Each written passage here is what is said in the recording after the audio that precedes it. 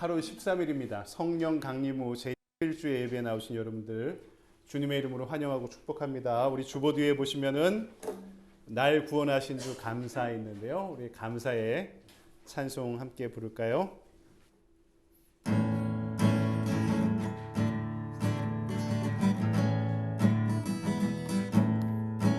날 구원하신 주 감사, 모든 것 주심 감사, 지난 추억에 내 감사, 주내 곁에 계시네 향기로운 봄철에 감사, 외로운 가을 날 감사, 사라진 눈물도 감사, 나의 영혼 감사네 응답하신 기도 감사, 거절하신 것 감사, 헤쳐나온 풍랑 감사, 모든 것 채우시네 아픔과 기쁨도 감사,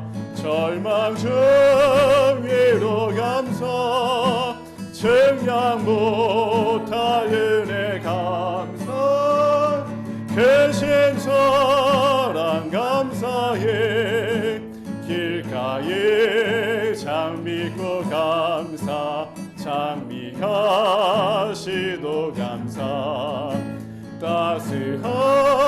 따스한 가정 희망 주신 것 감사, 기쁨과 슬픔도 감사, 하늘 평안을 감사, 내일의 희망을 감사, 영원토록 감사의 3절, 길가에 장미꽃 감사, 장미가시도 감사, 따스한 가정 희망 주신 것 감사, 아멘.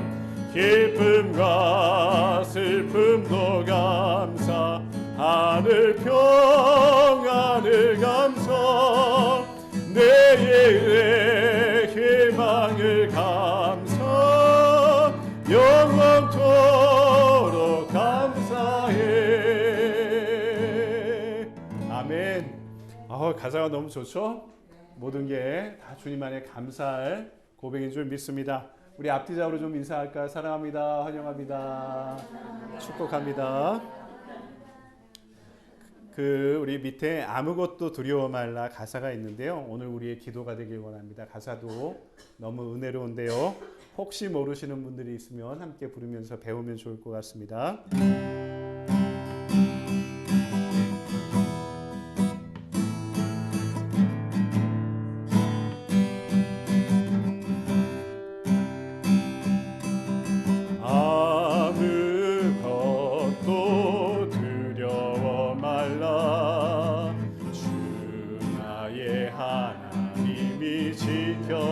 지켜주시네 놀라지 마라 겁내지 마라 주님 나를 지켜주시네 아무것도 두려워 말라 주 나의 하나님이 지켜주시네 놀라지 마라 겁내지 마라 주님 나를 지켜주시네 내 맘이 힘에 겨워 지칠지라도 주님 나를 지켜주시네 세상의 험한 풍파 몰아친데도 주님 나를 지켜주시네 주님은 나의 삶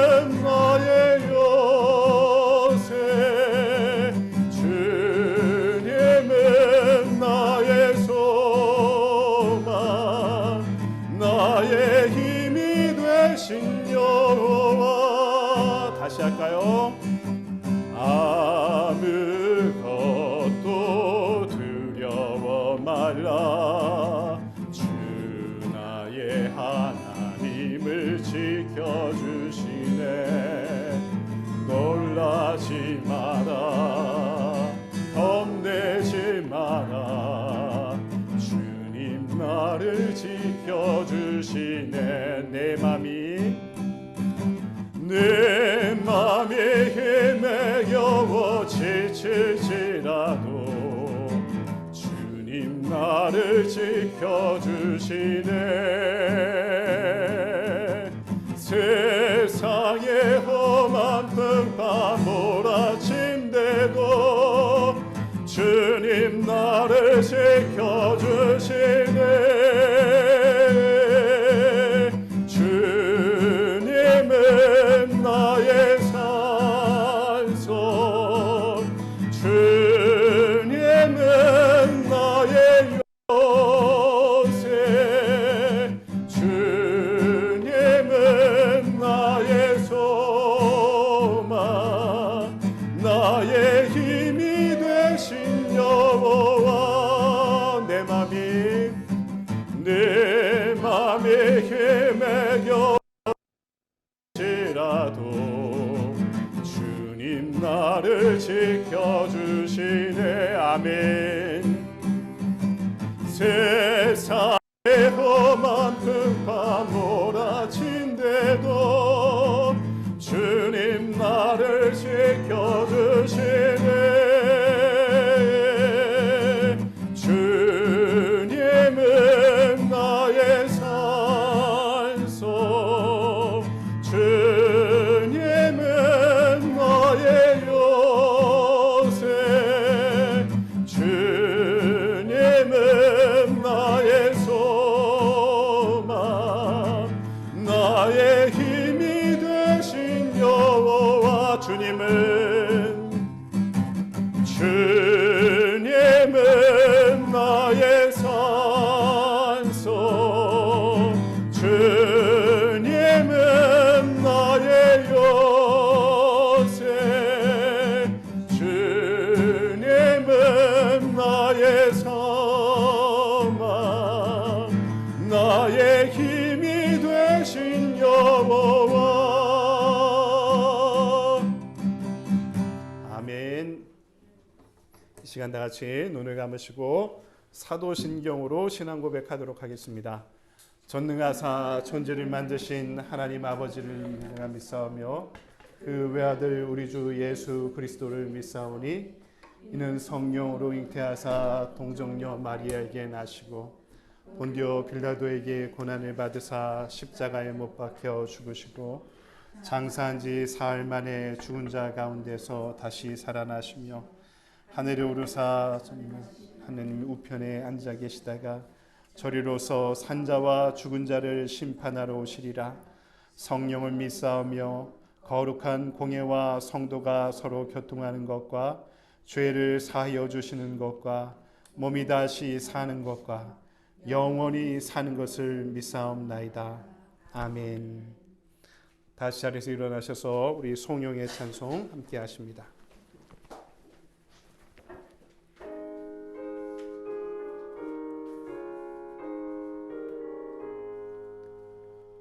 만복의 근원 하나님 온 백성 찬송 드리고 저 천사여 찬송하세. 찬송 성부 성자 성령 아멘.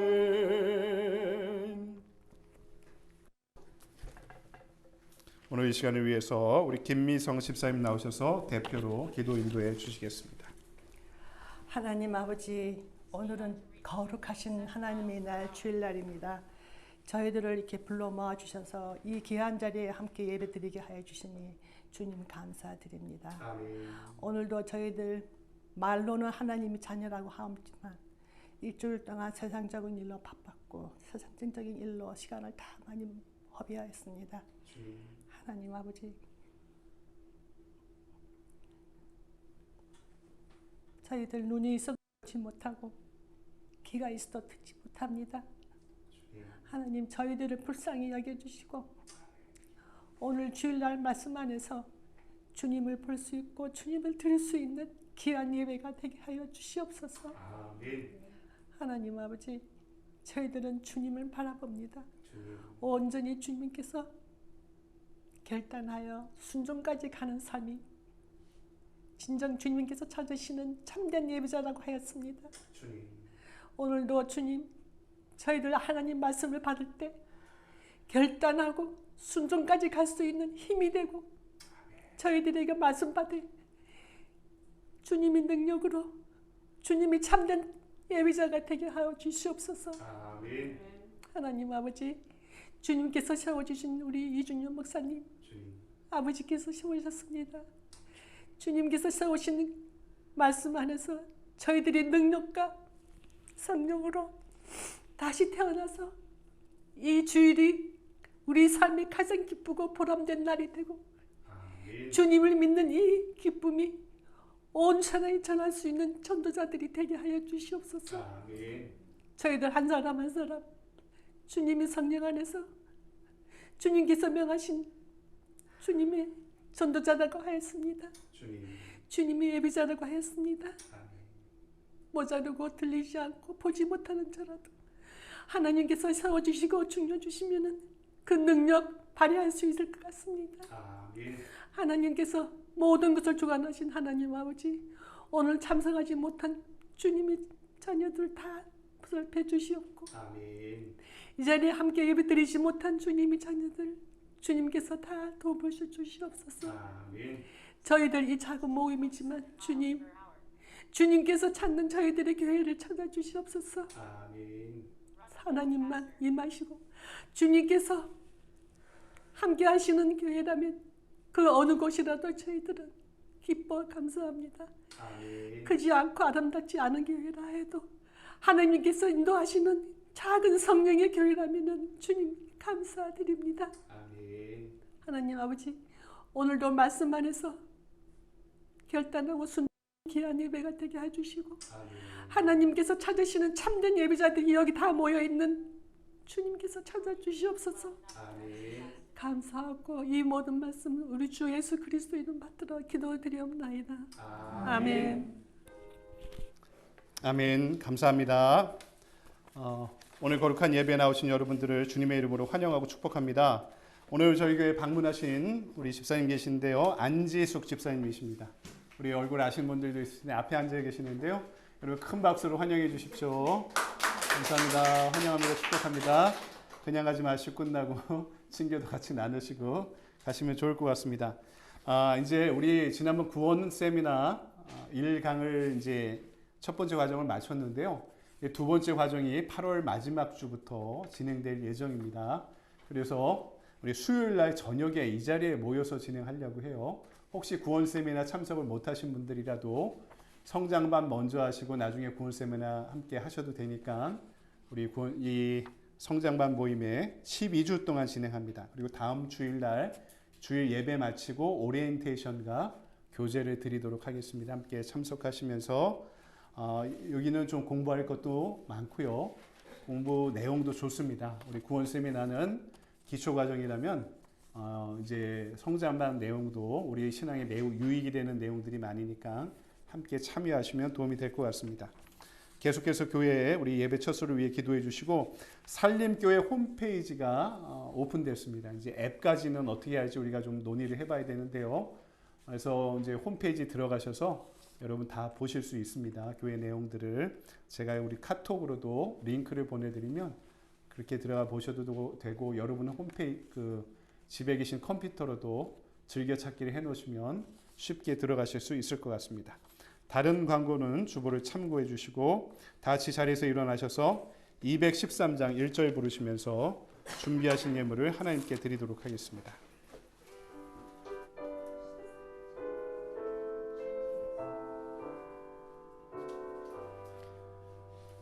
나의 생명 드리니 주여 받아 주셔서 세상 살아갈 동안 찬송하게 하소서. 아멘. 할렐루야. 사랑해 주님, 은혜를 감사합니다. 덥고 때론 비도 많이 오고 때로는 고단한 한 주간을 보내왔습니다. 그 가운데도 우리와 동행하신 하나님, 지금까지 영원토록 함께하신 하나님, 앞으로도 영원토록 함께하실 하나님을 찬양합니다. 그 은혜에 감사하며 예물 드릴 때 이 예물에 담긴 우리의 정성과 믿음의 가치와 지고지순한 주님을 향한 사랑과 주님 그 모든 고백을 함께 흠양하여 주셔서 이 모든 것들이 하나님 나라의 공의와 사랑을 위해 확장될 수 있도록 사용하시고 축복하여 주시옵소서. 더불어 예물 드리는 우리의 믿음이 자라고 자라 우리 몸도 하나님이 기뻐 받으시는 거룩한 산 제물로 드리기 원합니다. 이를 위해 주님 우리의 몸이 건강해져야만 하겠습니다. 아파하고 고달퍼하는 육신의 질고로 힘들어하고 있는 우리의 성도들이 있지 않습니까? 주하신 예수 그리스도의 이름으로 명하노니 일어나고 회복될지어다. 하나님 권위의 오른팔로 안위하시고 생명싸개로 싸주시고 치유의 광선 도하실 때 에스겔 골짜기에 마른 뼈도 살리셨던 것처럼 우리의 몸이 하나님의 영이 거하시는 거룩한 성전이 되기 위해 더욱더 강건해질 수 있도록 회복시키시고 축복하여 주시옵소서. 우리의 마음도 상처 입은 마음이 주님 그 상처에 새싹이 돋게 하시고 믿음이 연약하여 방황할 때마다 성령의 기름 부으심 가운데 굳건히 오늘 이 거룩한 예배를 통해 우리의 삶의 뿌리를 믿음의 반석 위에 놓이게 하여 주셔서 주님 주시는 일용할 양식뿐 아니라 일용할 은혜로 우리의 삶을 강건히 은혜롭게 채워가는 이 축복의 예배가 될 수 있도록 주님 인도하여 주시옵소서. 오늘 우리의 예배와 예물을 받으시는 주님께 감사드리오며 거룩하신 주 예수 그리스도의 이름으로 기도드리옵나이다. 아멘. 성경 말씀 서신체로 함께 볼까요? 에베소서 5장 8절로부터 14절까지의 말씀 다 찾으셨으면 저 한 절 여러분 한 절씩 번갈아 교독하도록 하겠습니다. 너희가 전에는 어둠이더니 이제는 주 안에서 빛이라. 빛의 자녀들처럼 행하라. 빛의 열매는 모든 착함과 의로움과 진실함에 있느니라. 주를 기쁘시게 할 것이 무엇인가 시험하여 보라. 너희는 열매 없는 어둠의 일에 참여하지 말고 도리어 책망하라. 그들이 은밀히 행하는 것들은 말하기도 부끄러운 것들이라. 그러나 책망을 받는 모든 것은 빛으로 말미암아 드러나나니 드러나는 것마다 빛이니라.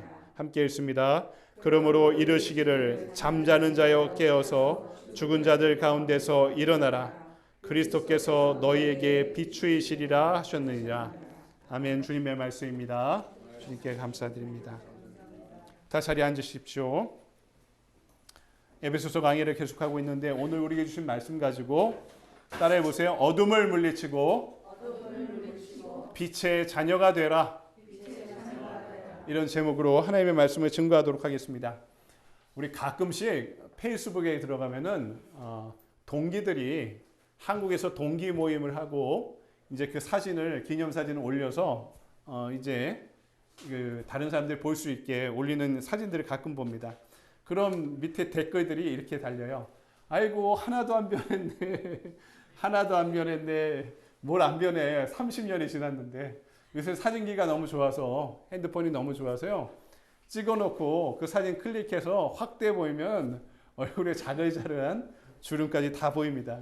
서로 하나도 안 변했다 하고 칭찬하면서 기분 좋게 댓글을 달면 마음의 댓글을 그 밑에 답니다. 실제로는 안 들고 이 녀석들 뭐뭐하고 자빠졌네 이렇게 하나도 안 변한 게 아니라 많이 변했는데 다들 목사가 되고 사모가 되고 뭐 살아오는 체형도 바뀌고 얼굴 모양도 바뀌고 세월의 무게가 얼굴에 보이기 시작하는데 그래도 서로 하나도 안 변했다 이렇게 축복해 주는 모습이 또 훈훈해 보이기도 합니다.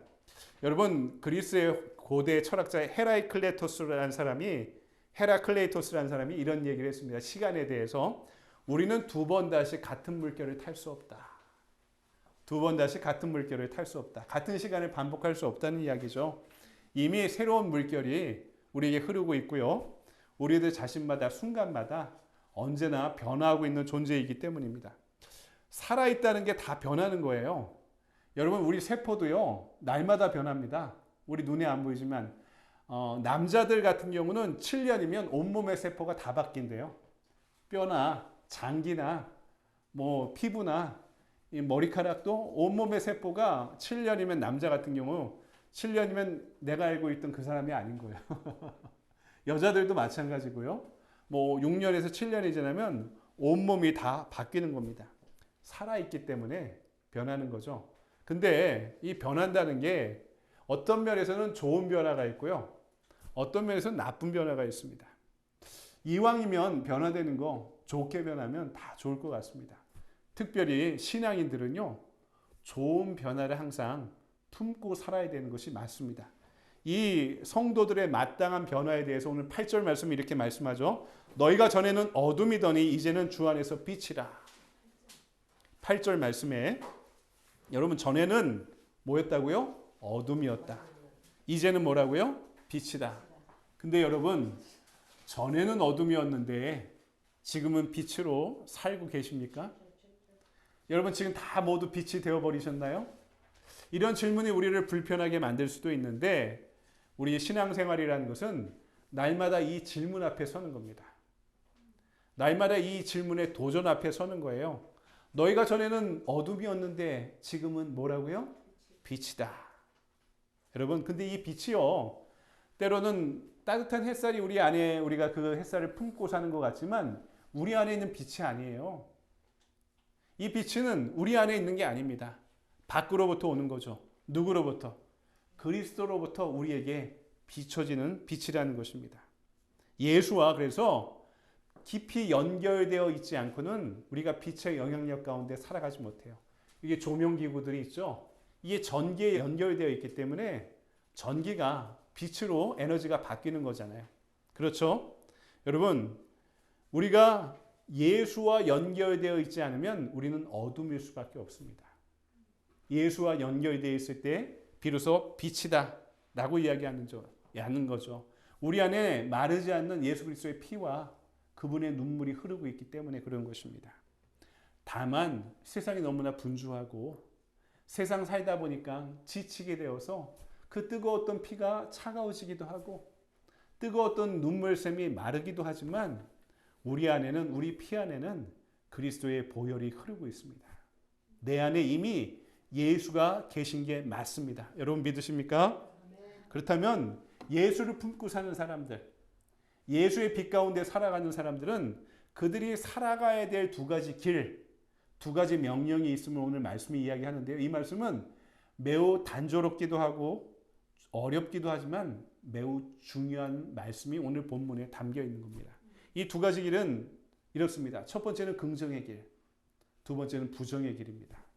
긍정의 길은 그분의 빛을 긍정하는 길을 걸어가는 것이고 부정의 길은 이 세상에 빛이 있으면 물러가는 그 어둠을 부정하고 드러내고 폭로하며 살아가는 길이다 라고 이야기합니다. 빛은 받아들이고 어둠과는 싸우면서 살아가라. 이것이 마땅히 우리가 살아가야 될 길이다 라고 이야기하는 거죠. 첫 번째는 뭐라고요? 긍정의 길. 긍정의 길을 가면 빛을 받고 반드시 빛의 열매를 맺어야 된다라고 말씀하는 것입니다. 사람이요 살면은요 분명해야 되는 게 있습니다. 정체성이 분명해야 돼요. 이 정체성이 인생관하고도 연결되어 있습니다. 세계관하고도 연결되어 있어요. 사람의 정체성이 흔들리면요 인생관도 흔들리고 세계관도 흔들리는 겁니다. 믿음의 정체성이 뭘까요? 우리가 예수 그리스도의 자녀가 그분의 제자가 되었다. 거룩한 성도가 되었다. 여러분 이게 우리 인생에 얼마나 중요한 정체성입니까? 오늘 말씀은 그 정체성이 또 하나 빛의 자녀다라는 것을 분명히 알고 있으라고 말씀하는 거죠. 여러분 빛의 자녀로 살아가는 것이 바울 사도를 통해 오늘 주님께서 우리에게 알려주신 긍정의 길입니다. 뭘 긍정하는 것이요? 빛을. 그 빛은 진리와 사랑과 은혜의 빛을 말하는 것입니다. 성도들은요 빛의 자녀들 인척할 필요 없어요. 그렇게 행동하기 전에 이미 빛이 되었습니다. 그리스도가 내 안에 계셔서 나를 변화시키고 있기 때문입니다. 왜요? 죽을 수밖에 없던 나를 십자가 안에서 사랑으로 받아들여 주시고 그분의 은혜 가운데 부활의 생명에 영원한 생명에 참여해 주시기에 나를 받아들여 주셨기 때문에 이미 그때부터 내가 구원받고 예수의 자녀가 제자가 되고 성도가 된 때부터 성령이 우리 안에 거주하시면서 그분의 빛을 비춰주기 시작하신 것입니다. 그런데 오늘 바울은 그래서 이제 우리가 빛된 존재가 되었으니까 빛된 행위를 보이며 살아라 이렇게 이야기하는 것입니다. 어떻게 해요? 오늘 그 빛을 비추며 살아가는 사람은 빛의 열매 세 가지를 맺어야 된대요. 9절을 볼까요? 빛의 열매는 뭐라고요? 모든 착함과 의로움과 진실함에 있느니라. 착함이 뭡니까? 첫 번째 착함. 요한복음 3장 21절 이 착함과 선함에 대해 이렇게 말합니다. 진리를 따르는 자는 빛으로 오나니 이는 그 행위가 하나님 안에서 행한 것임을 나타내려 함이라 하시니라. 신앙인들은요, 그런 의미에서 사람에게 보여주기 위해 행동하는 사람이 아니에요. 하나님 앞에 서는 사람입니다. 그러니까 우리가 무엇인가 행동으로 선한 것이 아니라 무엇이요? 이 착함이라는 건 존재론적인 표현이에요. 하나님 앞에 서는 것이 착함이고 선함이다. 그렇게 말하고 있는 것입니다. 왜요? 하나님 앞에 설 때 하나님의 빛이 우리를 비추기 때문입니다. 하늘의 신령한 빛이 우리를 비추면은요, 우리 안에 죄와 욕망은 힘을 잃어버리게 되어 있습니다. 우리를 힘들게 만들던 우리를 찌르는 가시도요, 그분 앞에 설 때 그 가시가 쓰러져 가게 되는 것입니다. 이렇게 그분의 밝은 빛 앞에 서는 것이 뭐라고요? 선함, 착함. 왜냐하면 그분이 밝고 똑바르고 올바르시기 때문에 그분 앞에 서는 사람은 그 빛을 받게 되어 있습니다. 그래서 모름지기 크리스찬들은 어떤 사람이 되어야 될까요? 착한 사람, 선한 사람이 되어야 하는 것입니다. 또 어떤 열매? 의로움의 열매. 이것은 우리가 알고 있는 윤리적인 의를 얘기합니다. 의로움. 하늘의 빛을 받아 이 세상을 살아가는 사람은 이해타산으로 사는 사람이 아닙니다. 뭘 이해타산을 쫓는 게 아니라 하나님의 뜻을 쫓아야 됩니다. 마태복음 5장 14절에 이야기해요. 너희들은 세상의 빛이라 산 위에 있는 동네가 숨기지 못할 것이요 등불을 켜서 등경 위에 두어서 모든 사람에게 비추게 하라. 왜 그럴까요? 빛이 비추면 어둠이 숨어버립니다. 어둠이 물러갑니다. 어둠은 힘을 잃어버립니다. 그래서 성도들은요, 등경 위에 있는 빛과 같은 존재가 되어야 돼요. 세상을 비춰서 어둠을 물러가게 만드는 공명정대한 의로움을 지닌 사람이 되어야 된다는 것입니다. 여러분, 하나님의 뜻을 따르는 게 이 세상에서는요, 불편해요. 힘들어요. 어렵습니다. 손해보는 것처럼 느껴질 때가 있고요. 예수를 믿고 따름으로 인해서 왕따 당할 때도 있습니다. 그럼에도 불구하고 의로운 사람은 남들 다 간다고 그 길을 따라가는 사람이 아니라는 거죠. 정도를 걷고 하나님이 원하신 길이라면 좁은 길이라도 걷는 사람입니다. 그래서 세상은요, 이 의로운 사람들 때문에 존재하는 것입니다. 소수라도 의로운 사람들이 있기 때문에 하나님의 공의와 정의가 하수처럼 흐르는 사회를 만들어 갈 수 있는 것이죠. 의로움의 열매를 쫓는 사람들 때문에. 또 다른 열매가 뭐라고요? 진실함. 이 진실함은요, 다른 말로 이야기하면 겉다르고 속다르지 않다. 내 안에 모순이 없다는 겁니다. 말하는 것과 행동하는 것이 일치한다는 것. 말하는 것과 행동하는 것이 다르면은 그것을 모순이라고 얘기하죠. 모순이 없는 사람입니다. 근데 쉽지 않죠. 왜 쉽지 않습니까? 이게 모순된지 아닌지도 내가 모르게 지내요. 세상이 너무 복잡해요. 복잡하면은요, 바빠집니다. 분주해지죠. 분주해지면요, 우리가 뭐에 주목하냐면 진리에 주목하지 않고 내 이익에 주목하게 되어 있습니다. 그러니까 그렇게 살다 보면은 진리를 내 이익 앞에 희생시키게 되어 있습니다. 그래서 깨어 있음은 저절로 되는 게 아닙니다.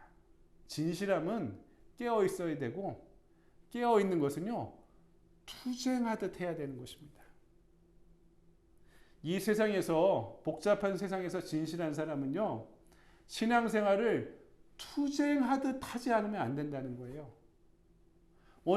워낙 복잡하고 워낙 분주하고 워낙 부조리 악이 지배적인 사회이기 때문에 투쟁하듯 깨어있지 않으면 우리는 항상 말하는 것과 행동하는 게 다른 모순적인 존재가 된다는 것입니다. 싸워야 되지. 투쟁하고 싸워야지 깨어있을 수 있고 깨어있어야지 내 안의 모순을 날마다 조금씩 물러가게 만드는 진실함 안에 거할 수 있다는 것입니다. 그래서 진실함을 귀하게 여겨야 돼요. 귀하게 여겨야지 따를 수 있습니다. 여러분 어떻게 하면 근데 이렇게 착하고 의롭고 진실할 수 있을까요? 10절을 볼까요? 주를 기쁘시게 할 것이 무엇인가 시험하여 보라. 시험해야지 알 수 있다는 겁니다. 근데 이 시험한다는 헬라어 표현은요.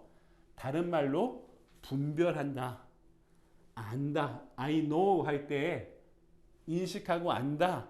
그리고 분별한다는 뜻을 갖고 있습니다. 여러분 초대교회는요. 이방의 종교와 세속의 권력 앞에서 소수자들이었어요. 소수자들. 교회는 언제나 소수자였습니다. 빛의 열매를 맺어 사는 것, 하나님의 뜻을 분별해 사는 것은요. 초대교회는요. 그들의 생존과 연결되어 있는 아주 절박한 것이었습니다. 우리 신앙생활할 때도 절박함이 없으면 안 됩니다. 오늘 이 시대에 빛된 길을 가는 것도 어떻게 보면은요. 소수자의 길을 선택한 거예요. 남들은 우르르 몰려가는 길이 따로 있습니다. 그 길은 편한 길입니다. 다수가 선택한 길. 하지만 그 길에 어둠이 날마다 더욱더 짙어지고 있습니다. 따라서 우리가 착함과 의로움과 진실함에 빛된 열매를 맺기 위해서는요. 분별할 줄 알아야 됩니다. 시험하라 그러잖아요. 이 말이 분별한다, 안다는 뜻이잖아요. 그러니까 우리가 살면서 어떤 인생의 선택의 갈림길에 설 때마다 분별하고 알려고 노력해야 돼요. 어떤 것이 하나님이 원하시는 선택인가, 길인가, 행동인가, 생각인가. 최소 한 번만이라도 우리가 인생의 길에 그렇게 분별하려고 노력한다면요, 우리 삶은 충분히 달라질 수 있습니다. 우리가 선택의 직면에서 어떤 것이 예수가 원하는 길인가, 어떤 것이 바른 길인가, 옳은 길인가, 하나님이 원하시는 길인가, 최소 한 번이라도 고민하고 기도하고 분별하려고 하면은 적어도 지금보다 나의 삶은 분명하게 나아질 줄 믿습니다. 여러분, 사랑하면은 알게 됩니다. 알면 행하게 됩니다. 행하면은 열매 맺게 되어 있습니다. 우리 하나님을 사랑하면 그분 앞에 서죠. 그분의 빛 가운데 살아갈 수 있습니다. 그분의 빛을 긍정하는 길. 그래서 우리가 가는 길은 긍정의 길. 언제나 비춰주고 계시는 이 빛, 진리와 은혜와 사랑의 빛을 긍정하며 선택해야 되는 길이 될 줄 믿습니다. 두 번째는 그 반대의 길입니다. 이것은 부정의 길입니다. 근데 무엇을 부정하라고요? 악과 불의를, 하나님이 원하시지 않는 것을 부정하고 폭로하는 길입니다. 칠흑같이 어두운 방이라도요, 불 하나 딱 켜면 집에 들어가셔서 환해지잖아요. 빛 입자가 비춰지는 만큼 어둠은 물러가게 되었습니다. 윤동주의 시 중에 초한대라는 시가 있는데요. 거기에 제가 한 문단을 인용해 보겠습니다. 이렇게 썼어요. 불 켜는 초 아시죠? 초한대. 매를 본 꿩이 도망하듯이 암흑이 창구멍으로 도망한 나의 방. 참 시인의 상상력이 풍부합니다. 초를 한 대 딱 켜니까 내 방에서 어둠이 빛을 보고 꿩이 매를 보고 무서워 도망가듯이 저 창문 너머는 어둠이 가득하잖아요. 그 어둠 너머로 어둠이 도망가 버렸다. 뭐요? 빛 때문에. 어둠은요, 빛을 무서워합니다. 불의는 은혜 앞에 힘을 잃어버리게 되어 있습니다. 그래서 믿는 사람은요, 부정한 재물이나 뇌물을 받지 말아야 됩니다. 학연, 지연, 혈연 등 연고에 따라서 판단하지 말아야 됩니다. 좋은 게 좋은 거지 하면서 적당히 타협하지 말아야 됩니다. 세상이 왜 이래 하면서 외면하지 말아야 됩니다. 그러기 위해서는요, 이게 어둠이다 하고 이 어둠을 빛 앞에 드러내야 됩니다. 그리고 폭로해야 됩니다. 참으로 어려운 일입니다. 오늘 11절은 이 길에 들어서기 위해 이렇게 명령하죠. 너희는 열매 없는 어둠의 일에 참여하지 말고 도리어 책망하라. 8절에 빛의 자녀들처럼 행하라는 것은 긍정의 길을 가라는 명령문이었다면 11절에 어둠에 참여하지 말고 도리어 뭐하라고요? 책망하라. 이 말은요, 부정의 길을 향한 명령문입니다. 여기서 책망하다라는 단어를요, 우리 개역개정판에는 그렇게 번역을 했는데 제가 공동번역과 새번역을 보니까 이렇게 번역했습니다. 폭로하다. 어둠의 일에 참여하지 말고 어둠을 폭로해라. 이렇게 공동번역과 새번역은 이렇게 번역하고 있습니다. 제가 그래서 주의 깊은 주석가들의 주석을 보니까 이 뜻은 밝힌다, 확인시킨다, 납득하도록 하여 마음을 바꾸게 만든다 라는 뜻을 갖고 있다고 합니다. 그러니까 개인적으로는 이 말의 뜻이 어둠을 참여하지 말고 드러내라, 폭로해라, 그리고 책망하라는 뜻은요, 개인적으로 우리 안에 있는 죄의 본질을 드러내고 폭로함으로써 사람들을 회개시켜 진리로 빛으로 돌아오게 만드는 전도와 선교를 이야기하는 겁니다. 개인적으로는 내 안에 우리 안에 있는 죄의 본질을 드러내고 폭로하면서 그들이 돌이키게 만드는 것이 책망하다라는 부정의 명령의 뜻이. 사회적으로는요, 교회가 세상의 불의 앞에 침묵하지 말고 그 정체를 드러내고 폭로함으로써 정의와 평화가 가득한 세상을 만들라는 선교적인 과업을 이야기하는 겁니다. 가끔씩 사회에 대한 이야기하면은 교회에 대해서 왜 정치적인 이야기를 하냐, 우리가 얼굴이 찌푸리는데 내가 민주당이냐 공화당이냐 이런 얘기가 서로를 싸우게 만드는 거지. 여러분, 새는 좌우의 날개로 날잖아요. 그러니까 보수도 있고 진보도 있어요. 그래야 사회가 균형이 잡히죠. 근데 그런 차원의 정치가 얘기하는 게 아니라 이게 잘못된 거야, 사회적으로.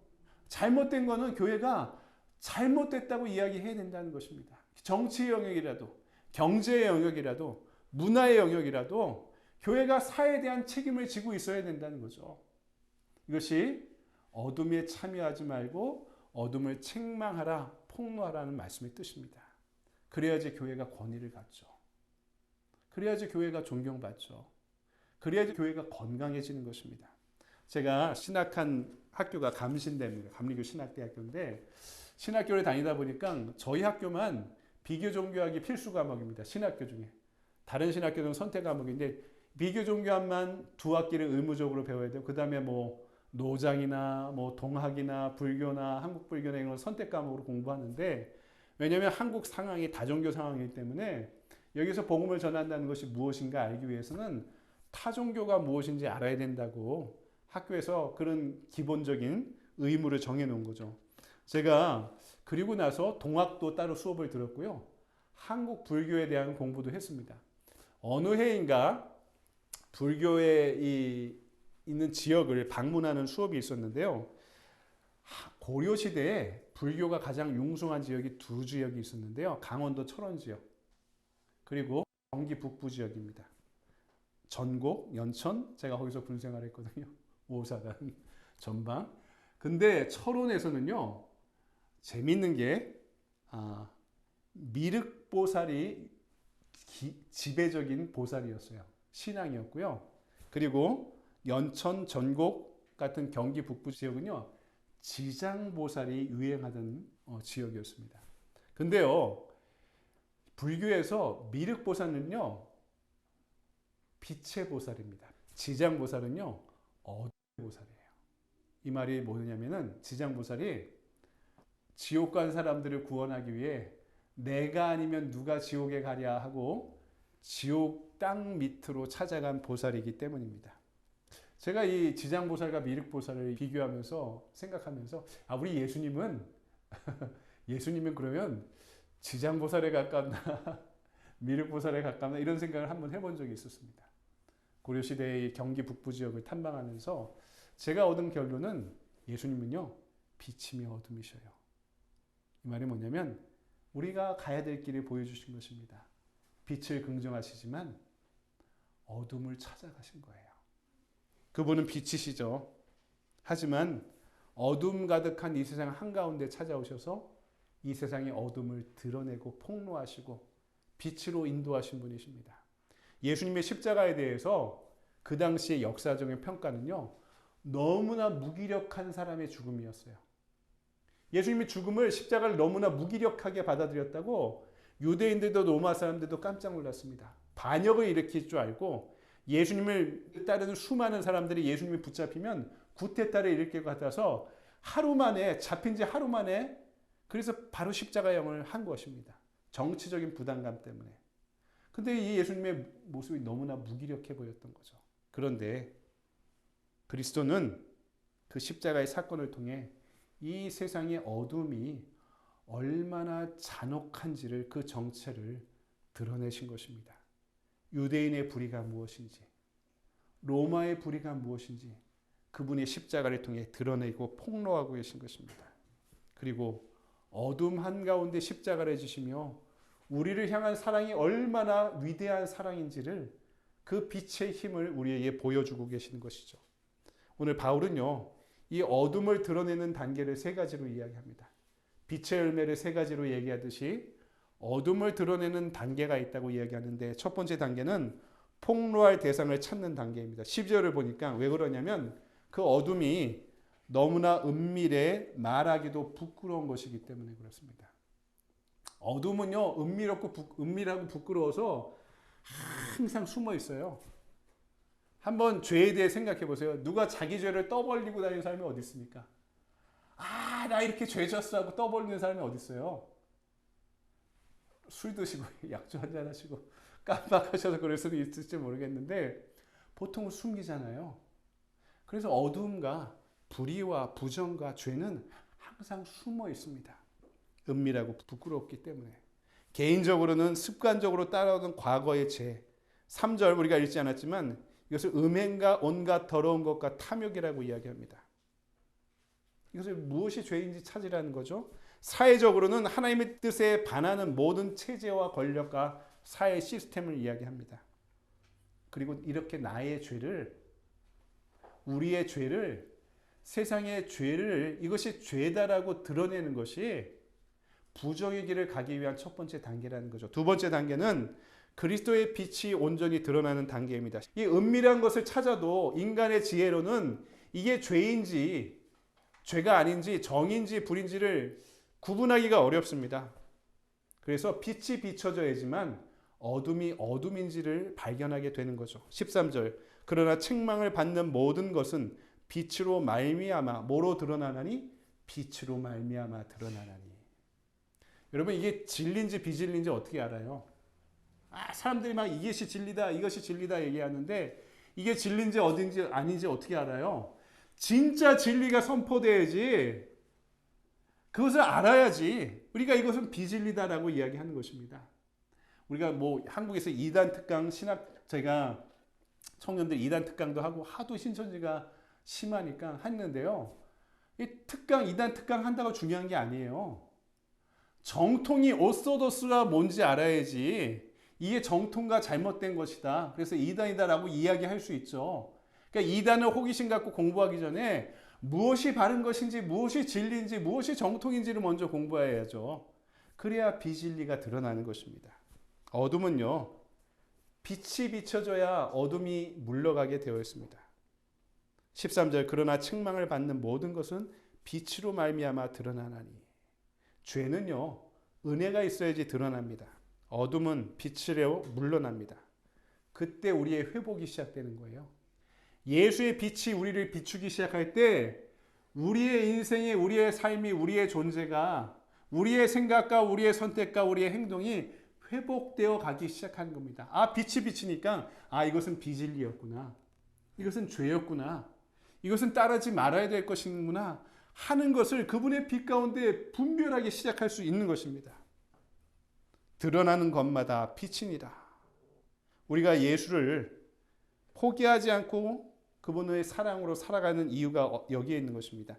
드러나는 것마다 빛이니라. 드러나면은요, 그게 뭐가 된다고요? 그 다음에 빛이 될 수 있다는 것입니다.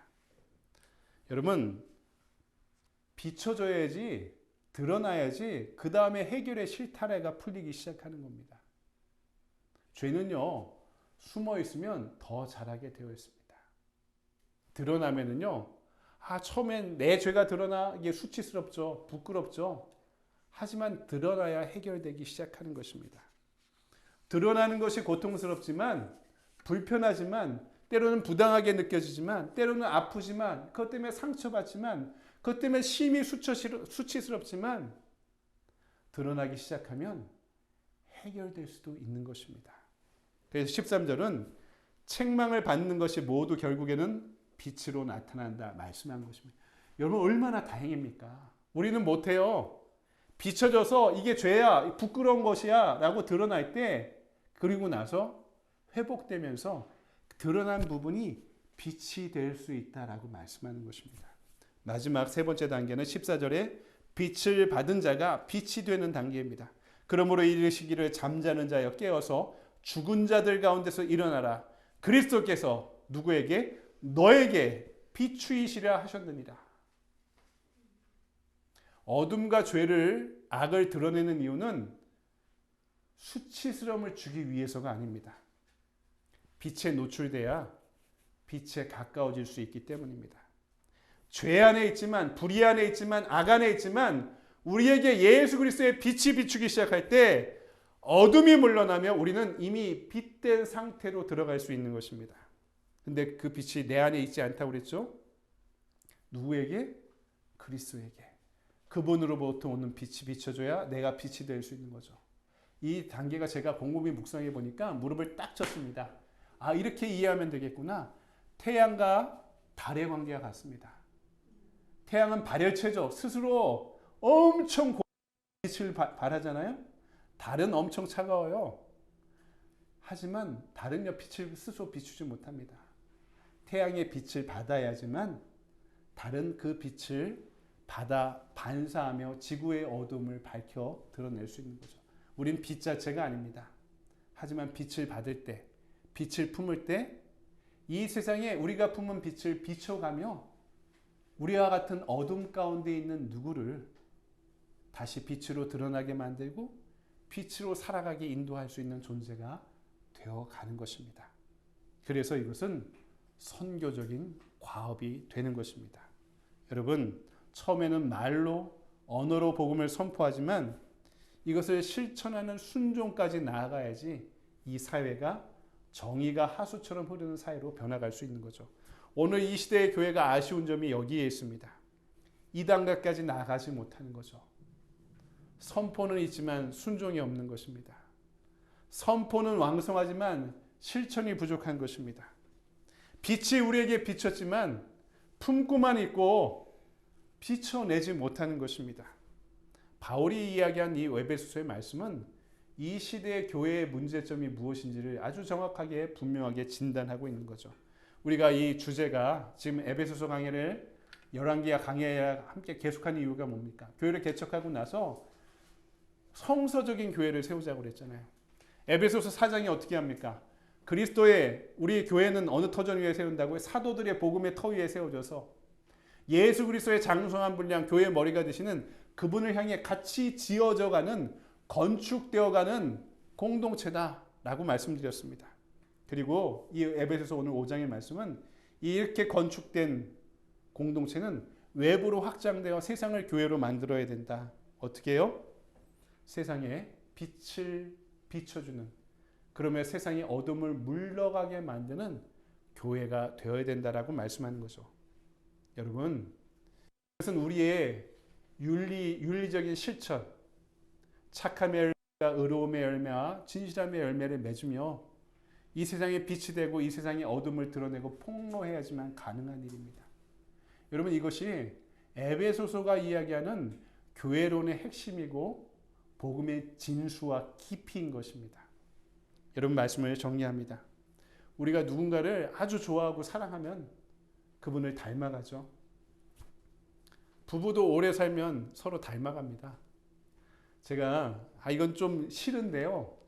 부목사도 오래 하면요 담임 목사랑 똑같아집니다. 제가 빨리 교회를 개척해 나온 거죠. 부목사도 오래 있으면은요 담임 목사 말투도 닮아가더라고요. 내가 이렇게 담임 목사님 싫어하던 것까지 똑같이 닮더라고요. 부목사 하다가 담임 목사한테 조인트 까이면서 부목사 하던 친구들은요 담임 목사 되면 전도사들 조인트 까더라고요. 그러니까 그렇게 싫어하면서도 닮아갑니다. 영향을 받기 때문에. 부부도 서로 닮죠. 내가 인생을 살아가면 나에게 영향 준 스승이 있으면요 스승을 닮아갑니다.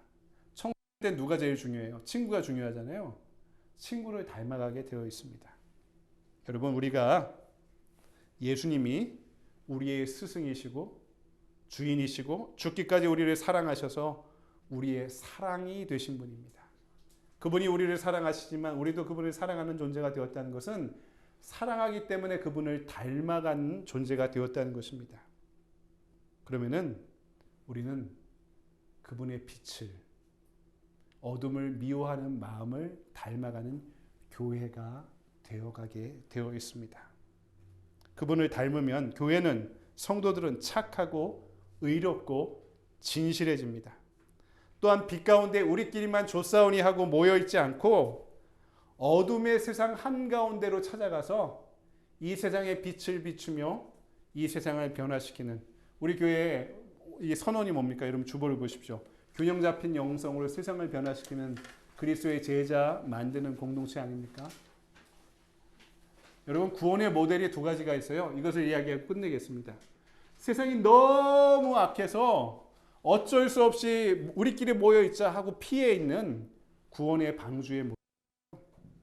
또 하나는 성육신의 모델입니다. 어둠이 가득한 한 곳에 찾아가 빛이 되어 세상을 비추는 등불로 살아가는 예수님처럼 오늘 이 에베소서의 말씀은 빛을 품은 자로, 그리고 빛을 비추는 자로 살아가야 되는 성도들과 교회의 본질이 무엇인지를 우리에게 이야기해주고 있습니다. 물론 우리가 너무나 힘들어 과거의 어둠에 잠식될 때가 있습니다. 그러니까 교회가 문제가 많은 것은 우리가 사는 게 힘들어서 어둠의 영향력이 우리 안에 들어오기 때문에 그런 것입니다. 하지만 분명히 기억하십시오. 우리는 이미 빛의 자녀가 되었습니다. 그리고 이미 이 세상의 어둠을 물러내고 승리하신 예수님을 닮아가는 성도, 제자, 그리고 교회로 부르심 받고 있습니다. 이것이 복음입니다. 이것이 우리가 세워야 될 교회임을 잊지 않는 저와 여러분이 되기를 주님의 이름으로 간절히 축원드립니다. 살아의 주님, 오늘 우리에게 두 가지의 길을 명령하셨습니다. 빛이 되라고, 하나님의 사랑과 진리와 계시와 은혜를 받아들여 빛이 되라고 말씀하셨습니다. 또 하나의 길을 명령하셨습니다. 어둠을 부정하는 길을 걸으라고 말씀하셨습니다.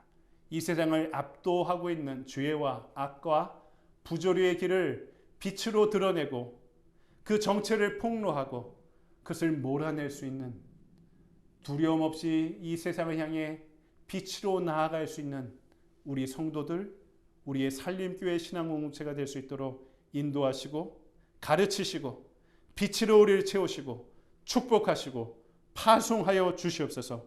거룩하신 주 예수 그리스도의 이름으로 감사하며 기도드리옵나이다. 아멘. 다시 자리에서 일어나셔서 주신 말씀 붙잡고 찬양할까요? 455장입니다.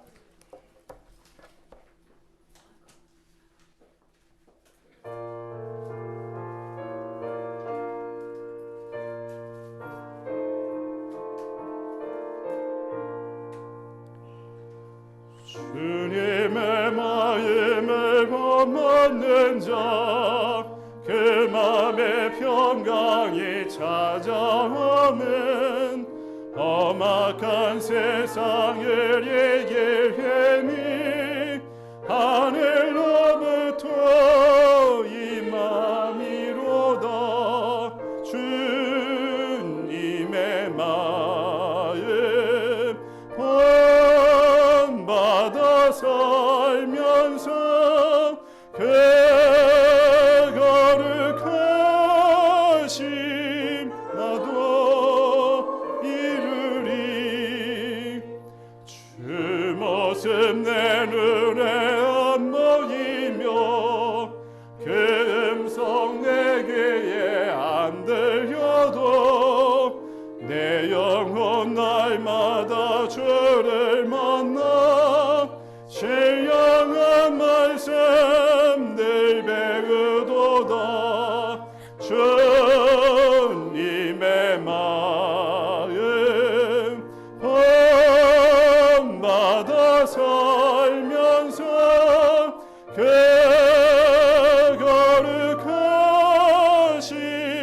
나도 이르리 가는 길 거칠 검하여도 내 맘에 불평이 없어지면 십자가 고난을 이겨내신 주님의 말씀 본받음이라 주님의 마음 본받아 살면서 그 거룩하신 나도 이루리 주 예수 세상에 다시 오실 그날의 무성도 변화하여 주님의 빛나는 그 영상을 다 함께 보며 주 찬양하리 주님의 마음 본받아 살면서 그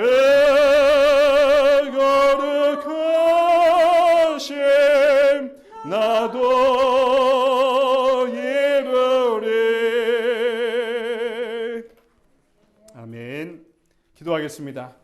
이제는 우리를 구원하신 예수 그리스도의 은혜와 언제나 우리를 용서하시고 받아주시는 아버지 하나님의 무한하신 사랑과 오늘도 우리를 제자로 부르시고 땅끝을 향해 파송하시는 성령 하나님의 감화감동 역사하심이 어둠이 가득한 이 세상의 한가운데서 상처받고 힘을 잃어 살아가는 우리 모두를 자녀 삼아 주시며 빛의 열매를 맺고 세상의 어둠을 물리치며 빛을 비추는 빛의 자녀로 살아가길 원하는 이 자리의 모든 성도들 위에 하나님의 사랑하는 자녀들 위에 지금으로부터 영원토록 함께하여 주시옵기를 간절히 축원하옵나이다.